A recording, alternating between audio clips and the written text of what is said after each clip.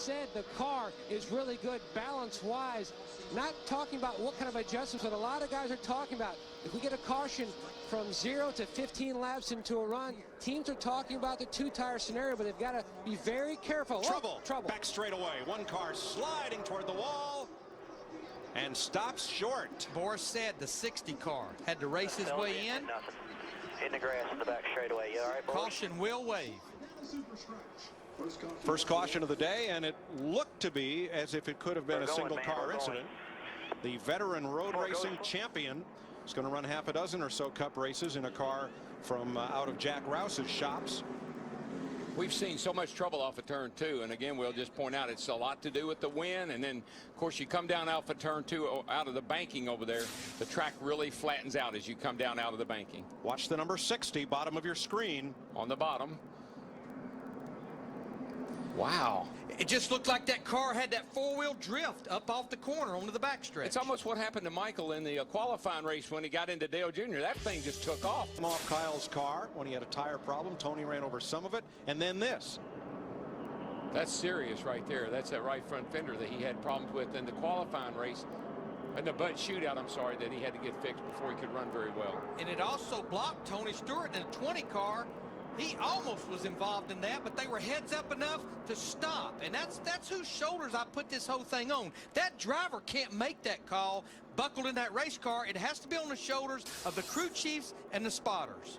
Gave him some room, and there they go. There's Jimmy Johnson, the 48 car. Here we go. Tony Raines with him, Denny Hamlin. That was inevitable. It had to happen. You can't be this late in the race, be bunched up like that, and not have trouble. Holy cow, did you see that shot? Snapped his head around. Thank goodness for those big headrests. In the Daytona 500. What do you think? Oh, there's a car in trouble. Jamie McMurray, the 26 car, bounces off the outside wall. And around they go. Ricky Rudd, the 88 car. Caution will be out. Dale Earnhardt Jr. And remember, when the caution comes out, at the moment of caution, the field is frozen.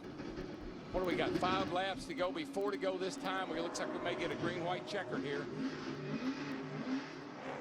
McMurray is done. Rudd and Earnhardt trying to make it back to the pits. Boy, Junior's car is crunched. We will have Stock Car Racing's version of overtime. This race is scheduled for 200 laps. But if we complete 200 laps under caution, we will go to overtime. We'll explain that in a minute. First, let's look at what happened. I think. Watch the right side of your screen. McMurray up high. I think he may have got a little shove from behind. I'm not sure. It looked like that's Kenseth in the 17. And they just started stacking up from there. Yeah, the 88 car looked like Rudd just kind of ran in the back of the 26 of McMurray, and boy, from there on, it was on. I think Rudd had a car to the outside, Darrell. Probably not much he could do. Probably couldn't. Harvick's getting a run off turn 4. It's going to be a drag race all the way back to the start-finish line. No caution. They're side by side, right to the line. Big crash. Here they come. Checkered flag. Harvick. Kevin Harvick wins the Daytona 500. We got one car on his roof coming across the start-finish line. They're still wrecking. They're wrecking everywhere. Boyer's on fire. Jeff Gordon's wrecked. And they are still wrecking. Montoya, Stremme, Kenseth, Biffle, Marlin, Carl Edwards, Casey Mears all crashed on the final lap.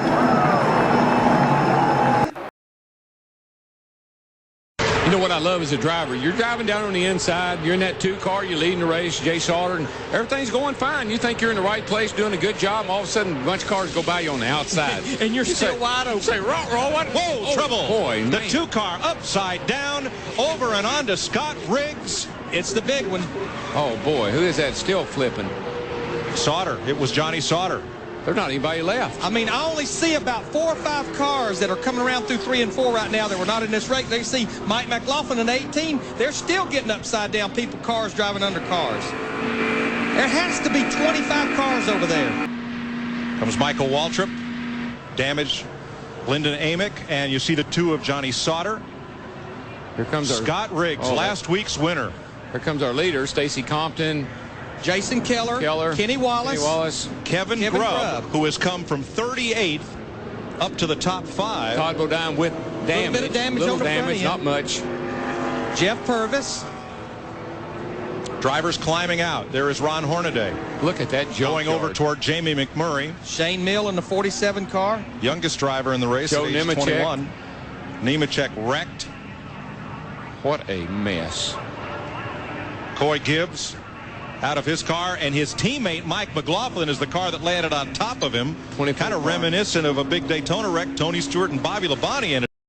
Once again, just on the inside of Brady. Oh, look out! Oh, and upside down is Earnhardt. This is going to be a mess. behind the wheel. The 33 of Honda, Tony Logano involved.